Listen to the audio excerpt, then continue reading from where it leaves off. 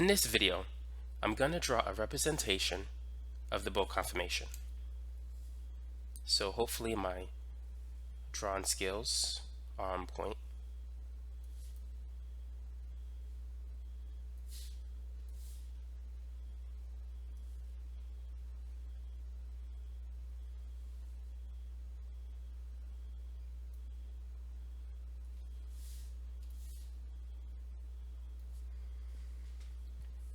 Alright, let's make that work. So what I'm going to do now is draw the flagpole hydrogen atoms. I'm going to color this in green. And then let's show the other hydrogen atoms.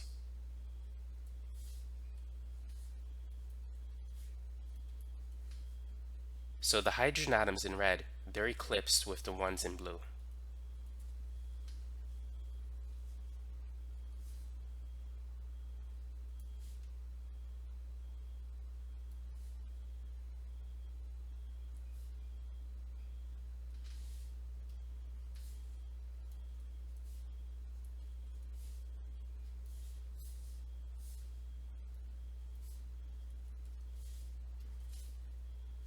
And let's draw the other hydrogen atoms next to the flagpole ones. So that's a decent representation of the bolt conformation. Now what you need to know is that the bolt conformation is relatively unstable relative to the other three conformations. On a test, you need to know that the half chair is the least stable conformation. Let me put this in a smaller font.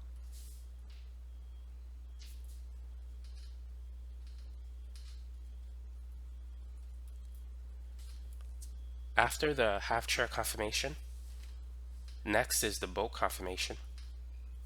The twist bolt conformation is slightly more stable than the bolt, and the most stable is the chair conformation. But the focus of this video is the bolt conformation. So why is the bolt conformation less stable than the twist bolt and the chair conformation? One of the reasons is due to the flagpole hydrogen atoms. As you can see, they're pretty close, and so you're going to have some steric strain.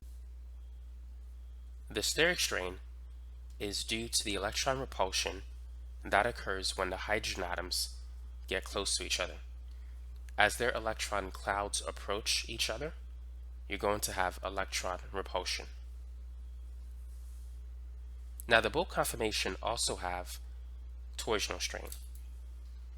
If we focus on the CH bonds on adjacent carbons, notice that these two hydrogen atoms, they're eclipsed to each other. And torsional strain occurs among atoms that are about within 3 bonds apart. So 1, 2, 3. So anytime you have atoms that are eclipsed with each other, and if they're within 3 bonds apart, you're going to have torsional strain. Now, if we were to take the bolt conformation and if we were to twist it, let's turn this side to the right and this side to the left. We can form the twist bolt conformation. In the twist bolt conformation, the flagpole hydrogen atoms have moved apart. As a result, a lot of the steric strain that was in the bolt conformation has been greatly reduced. And so we see that the twist bolt conformation is more stable than the bolt conformation because we don't have the flagpole hydrogen atoms clashing into each other as they were doing in the bolt conformation. So what you need to know about the bolt conformation is that it possesses steric strain due to the flagpole hydrogen atoms clashing into each other. And there's also some torsional strain among the CH bonds of eclipsing hydrogen atoms that are on adjacent carbons. The other thing you need to know is that the twist bolt is more stable than bolt conformation due to the fact that the flagpole hydrogen atoms, they're no longer clashing into each other as they were in the bolt conformation. And remember, the half chair is the least stable conformation and their chair conformation is the most stable conformation of cyclohexane. By the way, for those of you who want more practice problems on chair conformations, stuff like that, check out the links in the description section below this video. Now, for those of you who want to access my extended organic chemistry videos, you can access it at my Patreon membership program at patreon.com/mathsciencetutor, or in my YouTube membership program, which you can join in the video below. Now, if we click on this organic chemistry post, it'll show you all my full-length organic chemistry videos. So I have this video on pKa values for those of you who are studying acids and bases.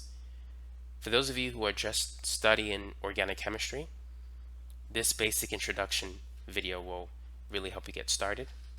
And I have some other videos as well: hybridization, resonance structures. The free version of this video is about 20 minutes long on YouTube, but the full-length version is about an hour long.